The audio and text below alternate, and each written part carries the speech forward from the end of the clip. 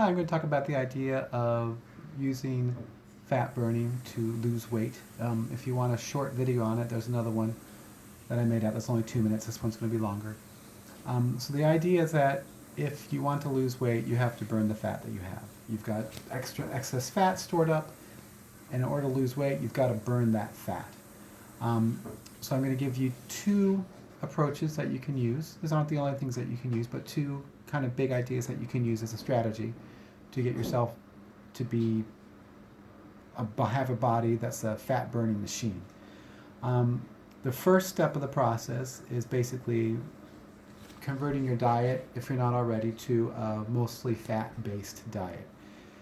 The idea is that the more fat that you have in your diet, the more your body is accustomed to using fat as its primary energy source. And then whether you're getting fat from your diet or whether you're getting fat from the fat that you have stored up in your body, doesn't make a whole lot of difference. Your body is used to processing fat, metabolizing fat as your source of energy. So if you're eating a lot of carbohydrates, and you're like, oh, okay, I want to go to a fat-based diet. It's probably, for you, it's probably a better idea to make a transition rather than saying, okay, now I'm eating carbohydrates, done with that, tomorrow, all fats. Maybe it will work, but maybe your body's going to kind of be shocked because that's not what you've been doing. And there's this idea of homeostasis in that whatever your body's doing, that's what your body's used to.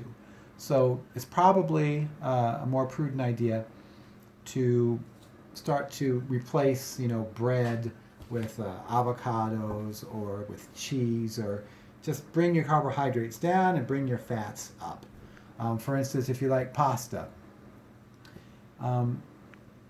start reducing how many spaghetti noodles you have and start increasing how much sauce and how much cheese that you have until you're getting down to, I actually eat pasta without any noodles at all anymore, usually.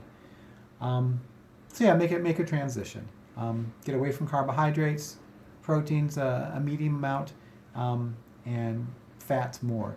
Now, I'm not encouraging overeating. Overeating anything is bad. Overeating fats is bad. Overeating proteins is bad. Overeating carbohydrates is really bad. But yeah, so that's the first step. Transition your diet into a fat-based diet. And for our discussion, I'm not really concerned about ketosis or not having ketosis. As far as weight loss is concerned, I've got two categories. You're in an eating mode or you're in a non-eating mode, and you want to be using fat as your primary source of energy. Now, one of the advantages of having fat as your primary source of energy in your diet is that it keeps your insulin levels lower. Insulin is your fat storage hormone. So when your insulin levels are higher, you're actually storing up more fat. But by eating a diet that's lower in carbohydrates, very low in sugars, or make sugars as non-existent as possible, although fruit's a nice source of nutrition. But sugar's really low, carbohydrates low, and more fat, then your insulin levels are going to be lower, and you're going to tend to store up less fat. Another disadvantage of eating carbohydrates is when you're eating a carbohydrate-based diet, your glucose levels tend to jump up more. When that happens, your insulin levels jump up more. When your insulin levels take the sugar out, and they tend to dip down kind of quickly. And when that happens, then your blood glucose levels, if they go down too low or they go down really low, then guess what happens? You get hungry and you want to eat again. And then the cycle goes over and over.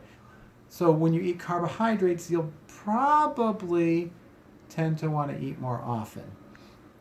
But when you're eating fats, you don't get the spike in your blood glucose level and the concurrent spike or the following spike with your insulin that things brings your blood sugar levels down. And so you can keep a more even blood glucose and insulin level keel. And over time, you should find that you don't have as many urges to eat by having a fat-based diet as you do when you do have a high carbohydrate diet, because your blood glucose levels are more stable and your insulin levels are more stable. So one of the advantages of doing this fat-based diet is that as your body gets accustomed to burning fat, you shouldn't have to eat as often, which is really good if you're trying to lose weight, which the argument I'm getting for you losing weight is you have to burn your fat. And so eating more infrequently is a great idea if you're trying to burn the fat that you have stored up. Because if you look at our metabolism, what happens is your body likes to access the easiest energy first.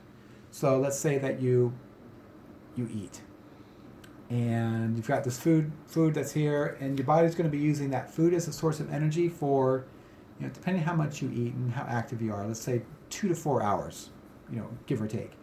So the first 2 or 4 hours is using primarily the food that you just ate as its energy source. After that, then it goes to the next easiest energy source, which is glycogen, which is basically sugar chains which are stored up primarily in your liver and also in your muscles. And then it uses the glycogen reserves as its source of energy after that. And that lasts for, again, depending upon how active you are and how much you ate, etc., 6 to 8 hours. At which point, that's when your body starts to burn fat. So as your food starts to come down, your glycogen levels start to come up.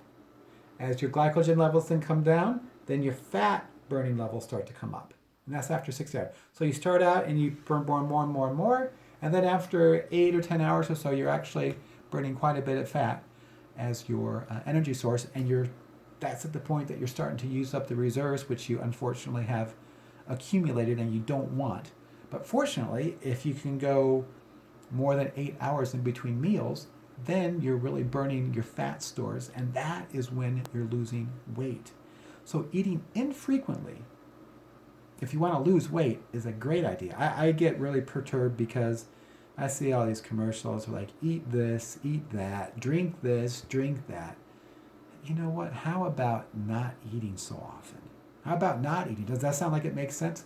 So anyways, you bring your diet to a more fat-based diet. You get your body accustomed to using fat as a source of energy.